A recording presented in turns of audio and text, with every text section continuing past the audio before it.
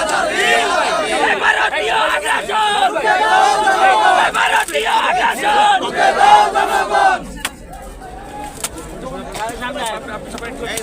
গোলামি না আজাদি গোলামি না আজাদি দিল্লি না ঢাকা ভারতীয় আগ্রাসন। ভারতেও আমরা চাই তোমাদের মধ্য দিয়ে তোমাদের হাত দিয়ে আমাদের সামনের বিজয়ের দিনগুলো রচিত হোক। ধন্যবাদ। আজকে আমাদের বিজয়ের দিন। আমরা 1971 সালে 16 ডিসেম্বর পাকিস্তানের হাত থেকে বিজয় অর্জন করেছিলাম এবং গতকালকে দেখলাম মোদি এই বিজয়কে তাদের বিজয় বলছে। তো একটা দেশ হিসেবে আমরা উপলব্ধি করছি যে আমরা পাকিস্তানের হাত থেকে মুক্ত হলেও ভারতীয় আগ্রাসন থেকে আমরা মুক্ত হতে পারি। আজকে বিজয়ের এই দিনে আমাদের প্রতিজ্ঞা হোক আমরা তিনটি দাসত্ব থেকে মুক্ত হয়েছি, আমরা ইন্ডিয়ার দাসত্ব থেকেও আমরা মুক্ত হব ইনশাআল্লাহ।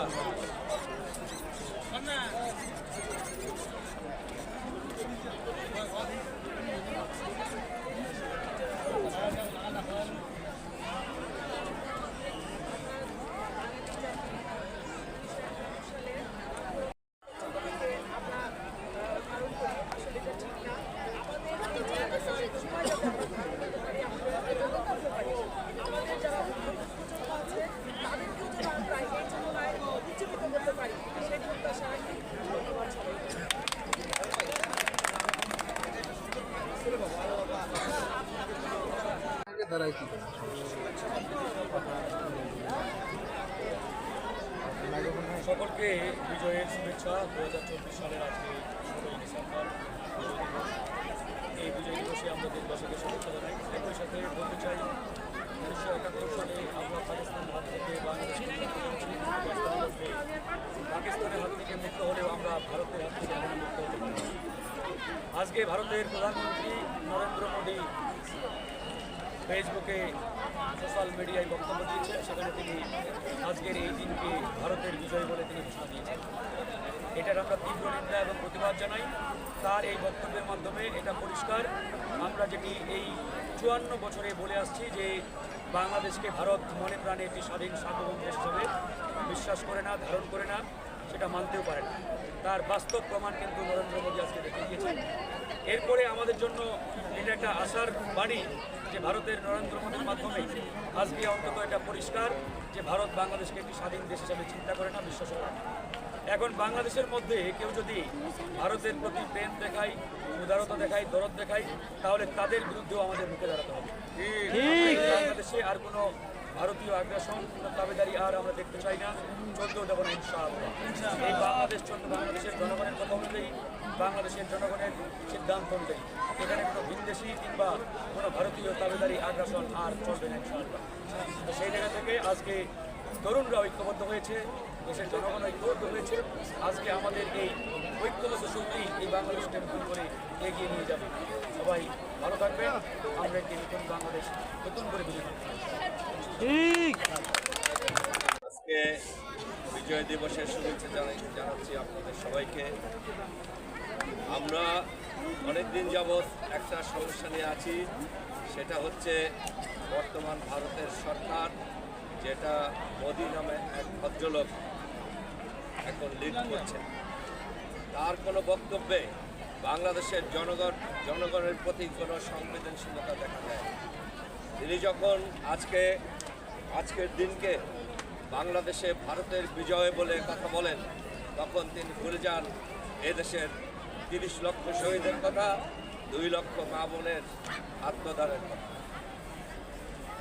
একইভাবে তিনি এখন যখন 24 সালে এসে বাংলাদেশে সংখ্যালঘু তথাকথিত সংখ্যালঘুদের ব্যাপারে উদ্বেগ জানান, তখন তিনি ভুলে যান তার দেশে কতগুলি রাজ্যে মুসলিম সংখ্যালঘু, খ্রিস্টান সংখ্যালঘু এবং বৌদ্ধ সংখ্যালঘু ওবিসির উপরে কেমন ধরনের অত্যাচার তিনি নিজে তার সরকার দিয়ে করাচ্ছেন।